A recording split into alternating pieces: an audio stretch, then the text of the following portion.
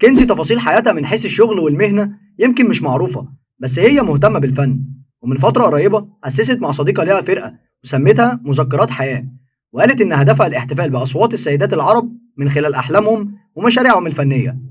ونشرت على المنصة بتاعتهم مستفيدة من عدد متابعيها على الانستجرام الكبير.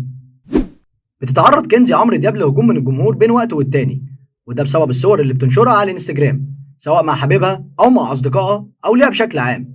خصوصا إن كتير منها بيتميز بطبيعة مختلفة عن المعروفة عندنا، وبالتالي بيبدأ الهجوم عليها وعلى والدها، ده بسبب الحياة اللي هي بتعيشها.